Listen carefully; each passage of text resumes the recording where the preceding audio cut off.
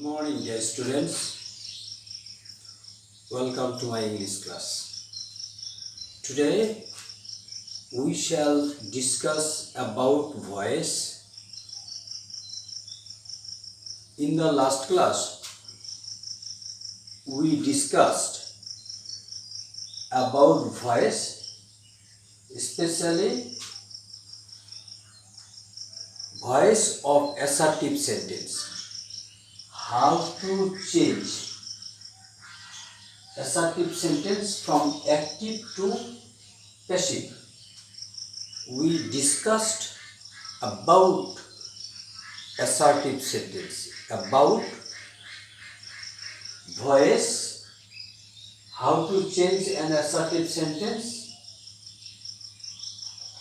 from active to passive. Today we shall discuss a negative sentence. That means how to change a negative sentence from assertive to passive. Not assertive, active to passive. How to change a negative sentence from active to passive. So, first of all, we would like to see the sentence pattern or structure from how to change a negative sentence from active to passive. So let us see the sentence structure. প্রিয় শিক্ষার্থীবৃন্দ, আজকে আমরা active থেকে passive করব, কিন্তু negative সেন্টেন্সে। গত ক্লাসে আমরা অ্যাসার্টিভ সেন্টেন্সের গঠনটা দেখেছি। আজকে আমরা দেখব যে কিভাবে নেগেটিভ সেন্টেন্সের অ্যাক্টিভ ভয়েসগুলোকে প্যাসিভ ভয়েসে রূপান্তর করা যায়। দেখি আমরা গঠনটা দেখি। গঠনে আমরা দেখব অবজেক্টকে সাবজেক্ট করতে হবে। আমরা দেখব নেগেটিভ সেন্টেন্সকে অ্যাক্টিভ সেন্টেন্সকে প্যাসিভ ভয়েসে রূপান্তর করতে গেলে অবজেক্টকে সাবজেক্ট করতে হবে, এরপরে এডি দিতে হবে, অক্সিলারি ভার্ব দিতে হবে, এরপরে নেগেটিভের নট দিতে হবে,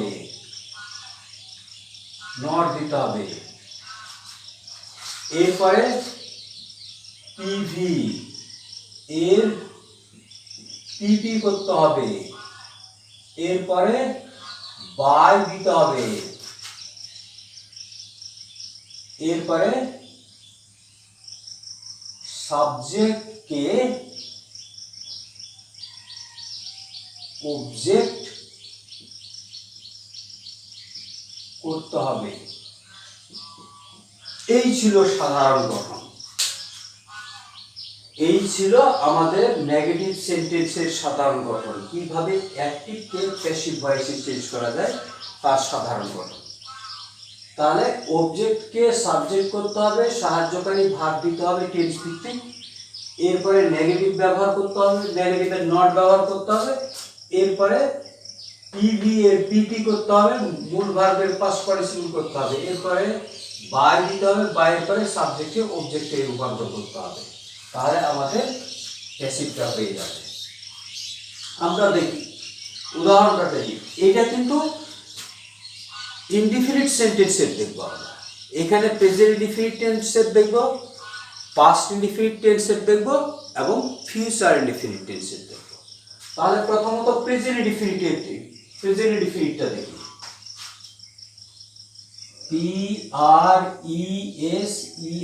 present, INDEFINIT present indefinite tense. এই প্রেজেন্ট ইনডিফিনিট টেন্সের দেখব আমরা।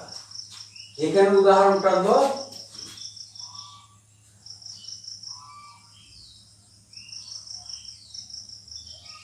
I read, read,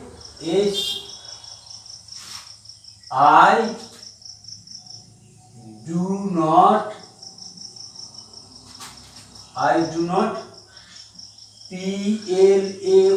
play cards, cards, cards. I do not play cards, আমি তাস খেলি না। এটা হচ্ছে প্রেজেন্ট ইনডিফিনিটের negative sentence. Now we shall see how to change a negative sentence from active to passive। কিভাবে একটা নেগেটিভ সেন্টেন্সকে অ্যাক্টিভ থেকে প্যাসিভ করা যায়। আমাদের থিওরি অনুসারে, গঠন অনুসারে তাহলে অবজেক্টকে সাবজেক্ট করতে হবে। তাহলে এখানে অবজেক্ট কোনটা? Cards, CARDS, cards. এটা প্লুরাল ফর্ম, প্রেজেন্ট ইনডিফিনিট তাহলে কন্টিনিউয়াসের সাহায্যকারী ভার্ব ব্যবহার করতে বলেছি। তাহলে প্লুরাল ফর্ম থাকলে এখানে কন্টিনিউয়াসের আর করতে হবে, আর ব্যবহার করতে হবে সাহায্যকারী ভার্ব হিসাবে। এবি দিলাম, এরপরে নেগেটিভের নটটা দিয়ে দিতে হবে। এরপরে করতে হবে কি, এই যে পিভি এর পিপি লাগবে, এখানে পিভি কোনটা? প্লে, তাহলে প্লের পাস্ট পার্টিসিপলটা হবে প্লেড, PLAYED, প্লেড। তাহলে কার্ডস আর নট প্লেড। এরপরে এই যে বাই লাগবে, বাই ব্যবহার করতে হবে, বাই দিলাম। এরপর সাবজেক্টকে অবজেক্টে টেনে নিয়ে যেতে হবে। এই যে সাবজেক্টকে অবজেক্টে টেনে নিয়ে যেতে হবে, মানে অবজেক্টিভ করতে হবে। তাহলে হবে কি, আই এর অবজেক্ট হচ্ছে মি। তাহলে কি দাঁড়ালো? Cards are not played by me. এটা হচ্ছে প্রেজেন্ট ইনডিফিনিটিভ। এইভাবে নেগেটিভ থাকলে নেগেটিভকে অ্যাক্টিভ থেকে প্যাসিভ ভয়েসে চেঞ্জ করতে গেলে এইভাবে করতে হবে। Dear students, I suppose you got the point. আশা করছি তোমরা ব্যাপারটা বুঝেছো। এইভাবে একটা প্রেজেন্ট ইনডিফিনিটের নেগেটিভ সেন্টেন্সে প্যাসিভ ভয়েসে চেঞ্জ করতে হয়। এবার আমরা দেখব পাস্ট ইনডিফিনিটের নেগেটিভ সেন্টেন্স। পাস্ট ইনডিফিনিটের নেগেটিভ সেন্টেন্সটা আমরা একটু দেখব। তাহলে পাস্ট ইনডিফিনিট এখানে লিখে নিই, পাস্ট ইনডিফিনিট, PAST, পাস্ট ইনডিফিনিটের নেগেটিভ সেন্টেন্স। পাস্ট ইনডিফিনিটের নেগেটিভ সেন্টেন্সকে দেখতে গেলে আমাদের বেশি কিছু করার দরকার নাই। এখানে সাবজেক্টের পরে ডিড নট ব্যবহার করতে হবে। I did not play cards, আমি তাস খেলি নাই বা খেললাম না, খেলিয়াছিলাম না, এই ধরনের অর্থ বহন করবে। তাহলে I did not play cards, তাহলে এটাকে প্যাসিভ ভয়েসে চেঞ্জ করতে গেলে এখানে কিচ্ছু করার দরকার নাই। যথারীতি আমরা কি করব, এই অবজেক্টটাকে সাবজেক্টে টেনে নিয়ে আসলাম। এরপরে সাহায্যকারী ভার্ব, পাস্ট ইনডিফিনিট থাকলে পাস্ট কন্টিনিউয়াসের সাহায্যকারী ভার্ব ব্যবহার করতে হবে। তাহলে পাস্ট কন্টিনিউয়াসের সাহায্যকারী ভার্ব ব্যবহার করলে কি হবে? পাস্ট কন্টিনিউয়াসে হয় ওয়াজ আছে, নাহলে ওয়্যার আছে। এই অবজেক্টটাকে যখন আমরা সাবজেক্ট আকারে ব্যবহার করেছি কার, সেটা প্লুরাল ফর্ম। প্লুরাল ফর্মের ক্ষেত্রে we have to use where as an auxiliary verb। তাহলে where বসবে, WERE, প্লুরাল ফর্মে where বসে। তাহলে কার্ডস where, এরপর নেগেটিভের নট, কার্ডস আর নট, এরপরে মূল ভার্বের পাস্ট পার্টিসিপল প্লেড, এরপরে একটা বাই বসবে, এই যে বাই বসবে, ভাষণের উপরে সাবজেক্টটাকে অবজেক্টে টেনে নিয়ে আসো। তাহলে অবজেক্টটা হচ্ছে আই এর অবজেক্ট হচ্ছে মি। তাহলে কি হলো? Cards were not played by me, cards were not played by me. প্রশ্নটা ছিল, সেন্টেন্সটা ছিল কি, I did not play cards. উদাহরণ, এটাকে প্যাসিভ ভয়েসে চেঞ্জ করতে গেলে cards were not played by me, এটা গেল পাস্ট ইনডিফিনিট টেন্সে। আমাদের খুব দ্রুততার সহিত আগাতে হবে, কারণটা হচ্ছে this is a long chapter. এটা কিন্তু বিরাট একটা চ্যাপ্টার, 12টা টেন্স 12 রকম করা যায়। সো তারপরে আবার আমাদের we have exceptional kind of sentences. So thinking that we have to go so far we have to go in rapid way. আমরা খুব দ্রুততার সাথে যাব। এটা পাস্ট ইনডিফিনিট দেখলাম, তাহলে প্রেজেন্ট ইনডিফিনিট দেখলাম, পাস্ট ইনডিফিনিট দেখলাম, এবার ফিউচার ইনডিফিনিট দেখব। Future, F U T U R E, future indefinite. তাহলে একটা ফিউচার ইনডিফিনিটের সেন্টেন্সকে কিভাবে প্যাসিভ ভয়েসে চেঞ্জ করা যায়? প্রথমত উদাহরণটা কানে ফিউচার, এই ফিউচার ইনডিফিনিটের উদাহরণটা আগে টেনে নিই। তাহলে এখানে আমরা কিচ্ছু করব না, দেখো আমি শুধু সাহায্যকারী ভাবটা চেঞ্জ করলেই ফিউচার ইনডিফিনিট হয়ে যাবে। ফিউচার ইনডিফিনিটের সাহায্যকারী ভাব কি বসে? শ্যাল বা will. I shall not play cards, আমি তাস খেলবো না, আমি তাস খেলবো না। তাহলে ওই সেন্সে এটা কিন্তু পাস্ট ফিউচার ইনডিফিনিটের সেন্টেন্স হয়ে গেল।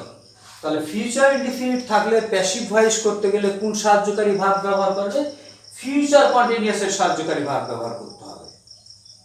তাহলে ফিউচার কন্টিনিউয়াসের সাহায্যকারী ভাব ব্যবহার করতে গেলে, যেহেতু উদাহরণ আমরা নাবোধক সেন্টেন্সের উদাহরণ ফিউচার ইনডিফিনিটের পেয়ে গেছি, তাহলে এই অবজেক্টটাকে সাবজেক্ট করি, তাহলে কার্ডস, এরপরে ফিউচার কন্টিনিউয়াসের সাহায্যকারী ভাব ব্যবহার করতে হবে। তাহলে ফিউচার কন্টিনিউয়াসের সাহায্যকারী ভাব কি আছে? শ্যাল বি বা উইল বি। এখানে আমরা উইল বি লিখব, উইল বি। তাহলে কার্ডস উইল নট, ও বিটা এর পাশে বসবে, সব সময় বিটা মূল ভার্বের আগে বসবে। প্যাসিভ ভয়েসে যখন চেঞ্জ করব তাহলে বিটা মূল ভার্বের আগে বসবে। তাহলে cards will not be played by me. তাহলে শিক্ষার্থীবৃন্দ, আমরা দেখছি যে সাহায্যকারী ভাবটা পরিবর্তন করলেই কিন্তু টেন্সগত দিক থেকে পরিবর্তন হয়ে যাচ্ছে, আর অনুরূপ ওইভাবেই আমরা প্যাসিভ ভয়েসটা চেঞ্জ করছি।